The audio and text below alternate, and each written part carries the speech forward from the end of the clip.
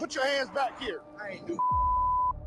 Put your damn hands right there. Pause right there. He said, get out, and he said, I ain't doing ish. What do I tell you guys? Don't do anything. Your Trifold, your license, your registration is in the visor. You use this fancy rubber band I sent you. It's in your visor. He says license, registration, proof, insurance. Here it is. No escalation, none. So now look, instead of the cop having a conversation with him, he pulls out a weapon. He escalates it. Step back here now or you're getting tased. So he's standing there at attention with his hands by his side. He says, step back here, and then he does. Hands go up. Put your hands on the back of that truck. Do you see that? Put your hands on the back of that truck.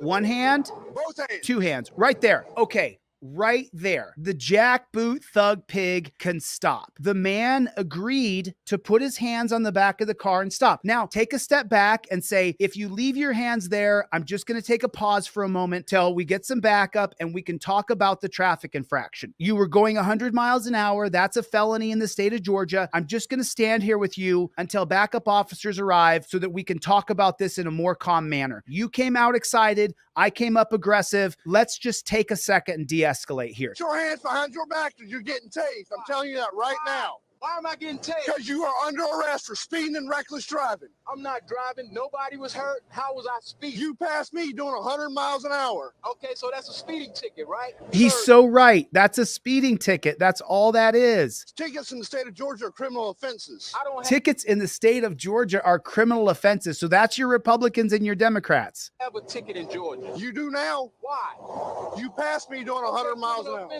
His hands are still glued to the back of the truck, though. He's following instructions. This guy doesn't have to escalate anything by himself.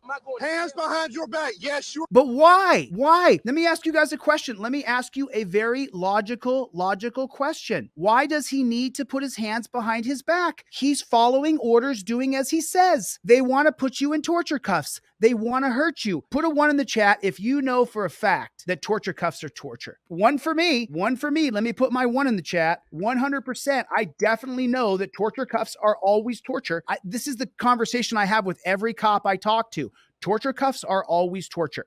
That's just the way it is. Torture cuffs are always torture. That's what I'm trying to get across to everybody, that we as a society should not accept torture cuffs as a way for detainment. We haven't got rid of Terry yet. And so the detainment is created by Terry versus Ohio. And now there's torture cuffs. The torture cuffs are torture. As soon as you say, turn around, put my hands behind my back, I don't want to do that. I don't want to do that. It's going to hurt. I don't want to put my hands behind my back. You're going to hurt me. And I'm not interested in being hurt today. I appreciate it, but no, thank you. So let's take a look at it again. He's got his hands on the back of the truck. Everything's going fine. This cop has to be in control. This cop has to be in control of everybody and everything. And if you don't comply to him, that little beta male he would get his ass kicked by this guy, is trying to demand him around, and he shoots him in the back with a taser. We're going to jail. There it is. There it is. He shot him. He shot him in the back with a taser. Hands behind you. I'm not going to jail because he got out of prison after 16 years, was exonerated because he didn't do the crime. He doesn't want to go back to jail. You're escalating it with both violence and psychological gaslighting. Yes, you're going to jail. Yes, you're going to jail. He prays to God. He points up to God. He points up to God. He tased him for recognizing that God is above him. He tased him in the back. Now he's electrocuting him in the back. You see that? You hear that sound right there? That's when you're being tased in the back. You passed me doing 100 miles an hour. Hands behind your back. Yes, you're going to jail. Hands behind your back. That's like a baseball bat in the back, and then a constant cringing of the muscles because he's being electrocuted. Put your hands behind your back. And look, he didn't throw punches. He was just trying to get the prongs out of his back. He was trying to wrap the cord up to get the electricity out of his back. Okay, right here, when you're chest to chest with somebody, your goal is to get underhooks. If you get underhooks, then you control the other man. This is wrestling 101. The Iranians are great at underhooks. Oh, dumb move. Dumb move. There, right there. You see what the cop just did? He just gave the guy the underhook by trying to get him in an elementary school headlock. That doesn't work against guys who are actually tough. It doesn't work. Now he's got 2 underhooks. So the cop put himself at a total disadvantage. You can never let a man lock his arms around you, ever. Now they're locked up in a wrestling match, and the black guy spent 16 years in prison it was exonerated because he didn't do it. And so he does push-ups and crunches all day long. So now they're pushing each other.